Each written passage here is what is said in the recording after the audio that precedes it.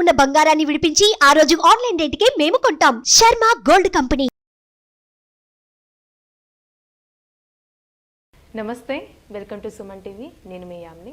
ప్రస్తుతం మనతో ఉన్నారు ప్రముఖ ఆధ్యాత్మికవేత్త గురుస్వామి బ్రహ్మశ్రీ రాజన్ నంబూద్రి గారు ఉన్నారు. గురుగారితో మాట్లాడి మనకున్న సందేహాలను అడిగి తెలుసుకుందాం. నమస్కారం గురుగారు. నమస్కారం. నమస్తే, వెల్కమ్ టు సుమన్ టీవీ. నేను మీ యామ్ని. ప్రస్తుతం మనతో ఉన్నారు ప్రముఖ ఆధ్యాత్మికవేత్త గురుస్వామి బ్రహ్మశ్రీ రాజన్ నంబూద్రి గారు ఉన్నారు. గురుగారితో మాట్లాడి మనకున్న సందేహాలను అడిగి తెలుసుకుందాం. నమస్కారం గురుగారు. నమస్కారం. గురుగారు, ఈ జూలై నెలలో అండి కేరళ శాస్త్రం ప్రకారం అసలు మీనరాశి వారికి ఏ విధంగా ఉంటుంది, వీళ్ళకి సంబంధించిన పరిహారం కూడా తెలియచేయండి. తప్పకుండా. ముందుగా శ్రీ మహాగణపతి దేవతోభ్యో నమః. చూసే వీక్షకులకు నమస్కారం. నదులని కాపాడుదాం, గోమాతను సేవిద్దాం, గోమాతను పూజిద్దాం. అందరూ కూడా చక్కగా ఆ భగవన్ నామస్మరణతో చేస్తూ కలియుగంలో ఎన్ని పూజ చేసినా తక్కువే. స్వామివారికి నిరంతరంగా హరినామ సంకీర్తన ప్రతి వాళ్ళ ఇంట్లో కూడా నిరంతరంగా జరుగుతూ ఉండాలి. అది అద్భుతమైన ఒక వైబ్రేషన్స్ రావటం అనేది జరుగుతాయి. వాస్తవానికి సనాతన ధర్మ ద్వారా మనం ఏర్పరచుకున్న వంటి ఆషాఢ మాసంలో వచ్చే వంటి ఈ యొక్క మీనరాశికి ఎటువంటి ఫలితం ఉండబోతుంది, వారి జీవితంలో అనేక రకమైనటువంటి కోణాలు రకరకాలుగా మారబోతున్నాయి. ఎవ్రీనే వాళ్ళకి ఇప్పుడు ఏళ్ళనాటి శని నడుస్తుంది. దీంట్లో ఫైనాన్స్ పరంగా, భార్యాభర్తల పరంగా, ఉద్యోగపరంగా, ఆరోగ్యపరంగా, ఆస్తి పరంగా మరియు అనేక రకమైనటువంటి సంతానపరంగా వేరే వేరే ఒక విశేషం పైన అనేక రకమైనటువంటి ఒక సమస్యలు అనేది కూడా వాళ్ళని వెంటాడుతూ టార్చర్ పెడుతుంది. సో మేము శివాలయం వెళ్తున్నాము, శనీశ్వరు ఆరాధన చేస్తున్నాము, ప్రదక్షిణ చేస్తున్నాము.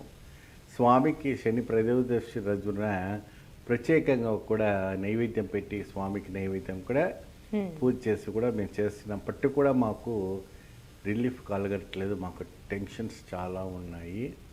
అనుకోకుండా అకస్మాత్తుగా ఇలా జరుగుతుంది அப்படின்னு చాలా వరకు కూడాను ఎంతోమంది కూడా నాకు మెయిల్స్ మెసేజ్ అంతా కూడా పెడుతూ ఉంటాను.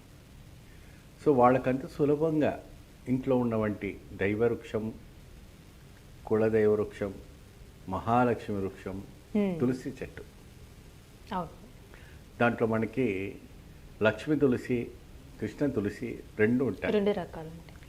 సో ఏ వృక్షము పెట్టుకున్నా ఒక దైవతత్వం అనేది అందులో మనకు కనపడుతూ ఉంటుంది. కాబట్టి ఆ ప్రభావికమైనటువంటి యోగదాయకం మీకు కలగాలి, మంచి ప్రభావం కలగాలంటే ప్రతిరోజున తులసి చెట్టుకి మీరు పూజించాలి.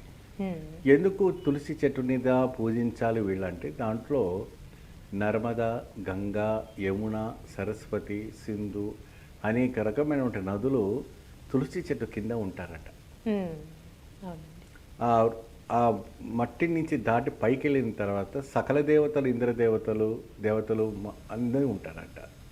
మరి అనేక రకమైనటువంటి ఆకుల్లో ఏమా ముక్కోటి దేవతలు కూడా అందులో నివసిస్తారనేసి మనకి ఇతిహాస పురాణాల్లో స్కాంద పురాణం కూడా మనకు చెప్పబడుతుంది తులసి చెట్టు గురించి.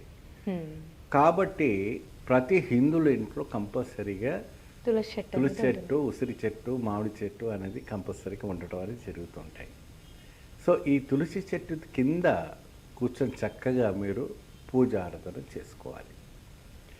ప్రతి సాయంత్రము ఉదయము రాగి చెంబుతో నీళ్లు పోసి ఆద్యం వదిలిపెట్టి గాయత్రి మంత్రం చదివి చక్కగా నీళ్ళు వదిలిపెట్టాలి.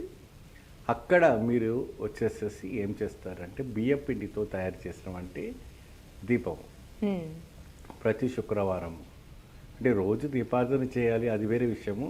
కానీ ప్రత్యేకమైనటువంటి మీనరాశి వాళ్ళకి ప్రతి శుక్రవారంన ప్రత్యేకంగా ఉదయాన్నే 6 నుంచి 9 లోపు బియ్యపిండి దీపారాధన చేసి, బియ్యపిండి అంటే అమ్మా దీంట్లో వచ్చేసి పంచదార, అరటిపండు, ఆవు పాలుని పిసికి మంచిగా దొప్పలాగా చేసి చక్కగా ఆవు నెయ్యి వేయాలి.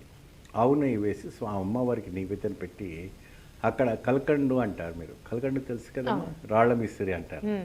ఆ రాళ్ళ మిసిరిని అమ్మవారికి నివేదన పెట్టి రావి చెంబులో 4 పచ్చకర్పూరం వేసి తీర్థం పెట్టండి. పచ్చకర్పూరం అని తెలుసు కదా మీకు, అవునండి. తిరుపతి ప్రసాదంలో మనకు పెడుతుంటారు. వేస్తారు. నైవేద్యంలో ఎక్కువ శ్రీవారికి నిండుగా అలంకారం చేస్తుంటారు.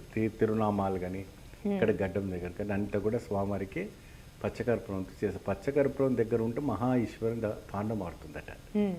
అటువంటి ఒక యోగదాయకమైన సిద్ధి మనకు కనపడుతూ ఉంటుంది. సో ఆ పచ్చకర్పూరం కూడా ఒక చిన్నగా 2 ముక్కలు 3 ముక్కలు వేసి మీరు ఆ తీర్థాన్ని కూడా నైవేద్యం పెట్టండి. చేసి చక్కగా నేను చెప్పినటువంటి మంత్రాలు జపిస్తూ మీరు కూర్చోవచ్చు.